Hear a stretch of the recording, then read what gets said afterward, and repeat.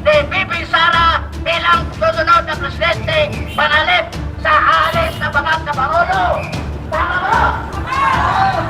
So ngayon, ako po ay manawagan sa ating mga kabayan. Kayo po ay sinusunod namin ayon sa inyong moral na pagtuturo sa amin. Sabi ninyo, bawal ang sabon, bawal ang luka, dahil makakasira sa inyong kalawaan sa utak at sa pamilya. Sabi ninyo, pinangaralan ninyo kami na ayaw makikurato dahil kasalanan ng Panginoon. Thou shalt not kill. Nasa ang puputo siya ng ating. Ano yung tawag natin sa ating? Ha? So ngayon, ang presidente ay nagnakaw. Ibig sabihin, nagnakaw siya sa ating Panginoon. Ngayon, kung nagkasala ang presidente hindi kayo nagnakaw niya ang hirap ng tao bayan, sisigaw na kayo na piliin, Pinay, Marcos Rizal, Marcos Rizal, Marcos Rizal, Marcos Rizal. Yun ang pangalan nila sa amin na ang kawatan ang nanakaw ay isang social active, ay isang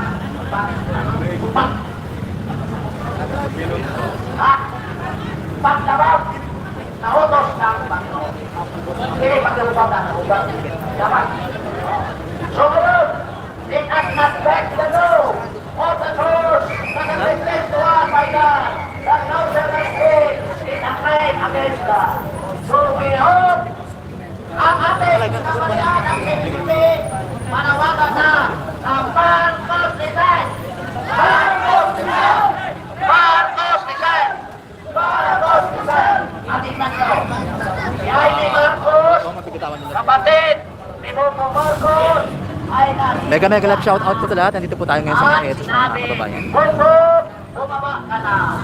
Saan Ikaw po ating ang taong bayan, bumaba Ganda ka po na. si BBM. Kasi pinahiya mo na ang angka natin. At tatay natin magnanakaw. Tayo pa ay maging magnanakaw. Wala na ang mga kinabukasan ng ating pamilya bumbong.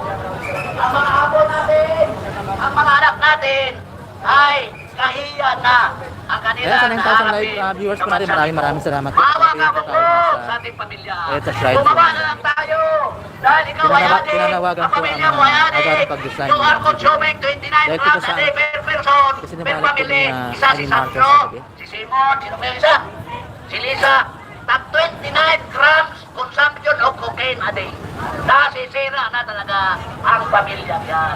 Sabi ni Ivy, mababa ka na.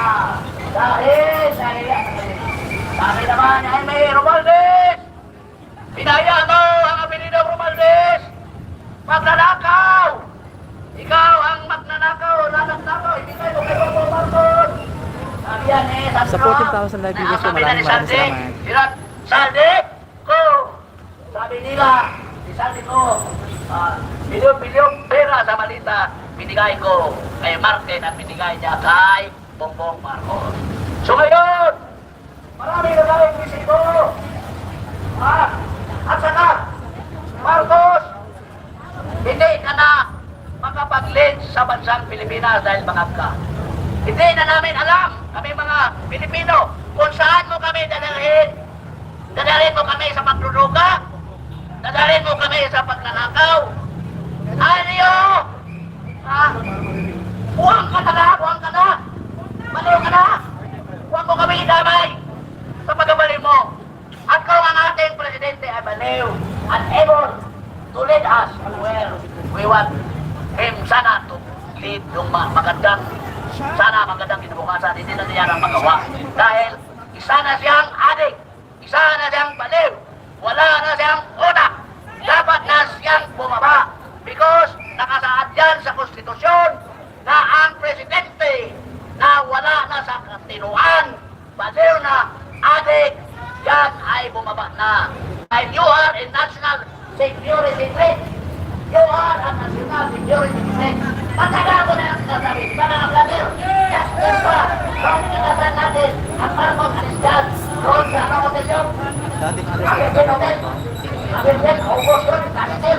Sabi ko, Secretary. Bongbong, Pinito lang. pag sinabi niya ngayon po, bukas, lalamin niya, hindi. Kaya pala, nung sinabi niya, hindi namin, arestuhin, at idala sa ICC kung Duterte. Pero pagkasunod, arestuhin, may warrant kung arrest na kami. Bakit? Yeah. Yun, ang concrete example of a person was to stable mind. Bakit? Kaya nga, ayaw na namin sa'yo. Dahil dinalawag ka ng promo na kami. Until now, ayaw namin sumama sa'yo. Ikaw na, suruhin mo yung pagkabangat mo. Huwag ka ilamay. Ang adik, kananak, hindi lang ka namin tawagin na ayayanin kita adik. Ayayanin kita adik. Uli na kayo sa Kakuwi. Hawaii. Sa Ilocos, tanggalin muna natin para ulunguin pagkatapos. So, ito ang challenge ko sa pamilyang Marcos, pamilyang Romualdez, pamilyang Araneta. Palayasin na ninyo si Bongbong Marcos na kamag-anak ninyo dahil kaya siya sa pamilya nyo. Kaya kayo sa Pilipino, pamilyang Marcos, pamilyang Romualdez, pamilyang Araneta, kaya kayo sa mga Pilipino. At kung bumaba si Bongbong Marcos dahil sa kabakagan, haligang sa pagnakawan, ipalit natin!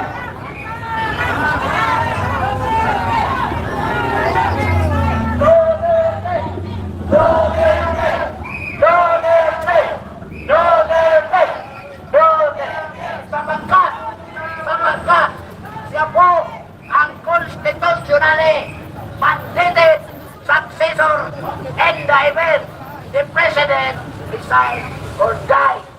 Gusto ba ninyo mamatay? Yung hindi na mamataba, magising.